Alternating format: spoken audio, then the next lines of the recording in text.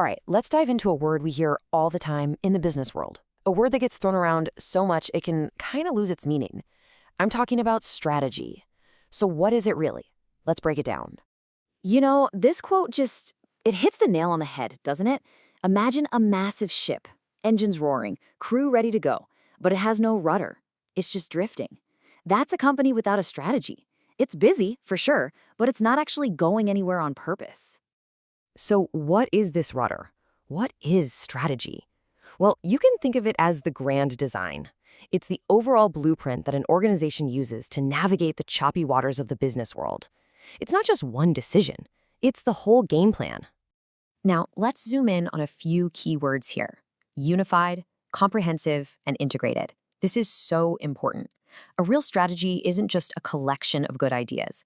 It's a cohesive, interconnected plan that perfectly aligns what a company is great at with what the market actually wants.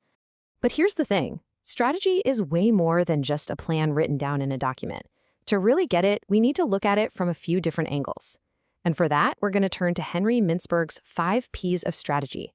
This framework gives us a much richer, fuller picture. So here they are: plan, pattern, position, perspective, and ploy. Each of these Ps is like a different lens we can look through. Some are about what we plan to do, and others are about what we've already done. Together, they give us this amazing 360-degree view of what strategy is all about.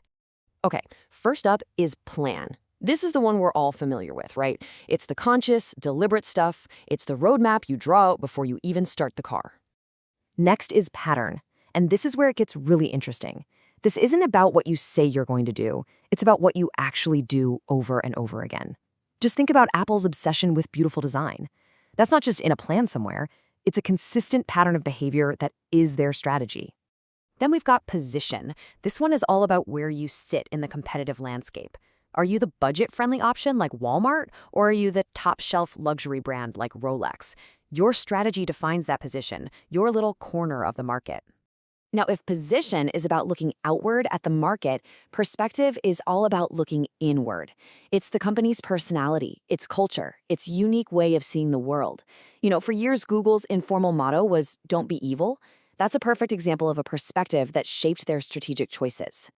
And finally, we have ploy. This is the fun, competitive part of strategy. It's that specific, clever move you make to outsmart a rival. Think of a surprise sale or a brilliant marketing campaign that catches everyone off guard. It's the chess move that can totally change the game. So, as you can probably tell by now, strategy is a really deep concept. To make sure we have it crystal clear, let's put it up against 2 other words it often gets confused with: policy and tactics. Let's start here. When is something a strategy, and when is it just a company policy? What's the real difference? This table really helps break it down. Think of it like this. A company's strategy might be to be the leader in sustainable products.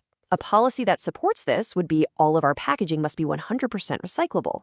See the difference? The strategy is the big goal, the what, and the policy provides the internal rules to help get there. Okay, now for the big one. Strategy versus tactics. This is probably the most common mix-up out there. Honestly, the best analogy comes from the military. Strategy is the plan to win the entire war.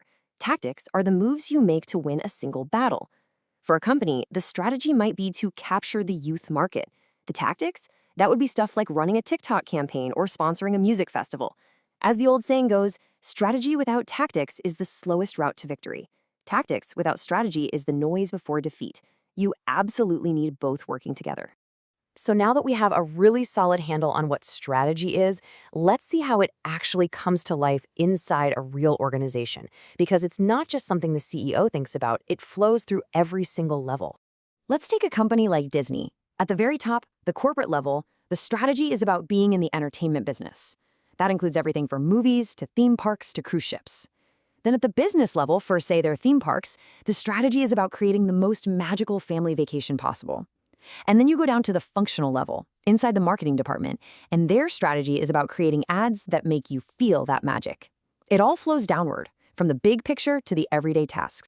I know this can all sound a bit abstract, but the payoff for getting strategy right is incredibly real. Let's bring it all home and talk about why this is so critical. This is where our ship finally gets that rudder and starts moving with purpose. Look at this. A great strategy gives everyone a clear North Star. It helps you anticipate your competitors' moves. It makes you more nimble. Of course, it leads to better financial results. But maybe most importantly, it gives every employee a sense of purpose. It connects their daily work to something much, much bigger. So I'll leave you with this one question to think about. It's pretty easy for a company to have a plan, a to-do list, a set of quarterly goals. But after everything we've talked about today, does your organization truly have a strategy? A unified, living, breathing strategy? It's definitely something worth considering. Thanks for tuning in.